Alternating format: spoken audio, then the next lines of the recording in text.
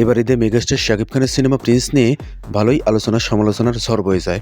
তারপরেও শত আলোচনা সমালোচনাকে পেছনে ফেলে এবার ঈদের সিনেমাটি সিঙ্গেল স্ক্রিনগুলোতে কিন্তু ভালোই পারফরমেন্স করে। ঈদের এতদিন পরেও সিনেমাটা কেমন চলছে সেটা দেখার জন্য গেলাম আমাদের পাবনার রূপকথা সিনেমা হলে। গিয়েই দেখি বিশাল বড় একটা প্রিন্সের পোস্টার লাগানো, পাশেই অনেক মানুষের আনাগোনা।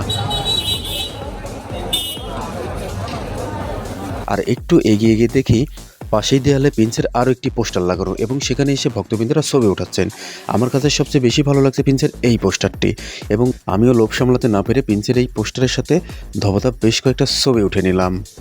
এরপরেই আসলাম ভিতরের টিকিট কাউন্টারে, এসে দেখি বিশাল বড় লাইন।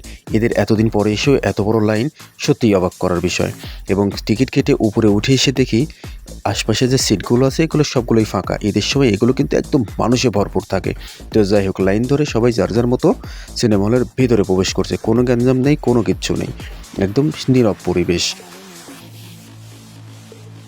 দেখেন, এই দিক দিয়ে কিন্তু অসংখ্য মানুষের ভিড় থাকে, পা ফেলানোর জায়গা থাকে না। এখন একদমই ফাঁকা। তো যাই হোক, ভিতরে ঢুকে পড়লাম, গিয়ে দেখি সুন্দর একটা পরিবেশ এবং মানুষের কিন্তু অভাব নেই।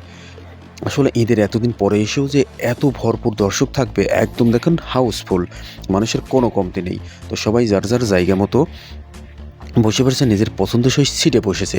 সবাই ভিতরে প্রবেশ করে যার যার আসন গ্রহণ করে অধীর আগ্রহে বসে আছেন কখনই সাদা স্ক্রিনে মেগাস্টার শাকিব খানের ছবি ভেসে উঠবে। যাই হোক, সুন্দরভাবে সিনেমাটা উপভোগ করে বাইরে বের হয়ে এসে দেখি মানুষের সমাগম আরও অনেক গুণ বেড়ে গেছে।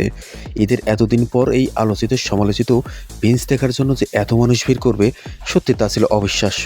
এই পোস্টারটা কিন্তু আশপাশের দেওয়ালে লাগানো ছিল অনেক বড় করে। অনেকে দেখছিল, ছবি ওঠাচ্ছিল এবং ভিডিও করছিল। প্রিন্সকে নিয়ে চারিদিকে এত আলোচনা সমালোচনা শুনে ভাবলাম সরেজমিনে গিয়ে দেখে আসি কী অবস্থা। তো ঈদের এতদিন পরে এসে যা দেখলাম তা সত্যিই অবিশ্বাস্য।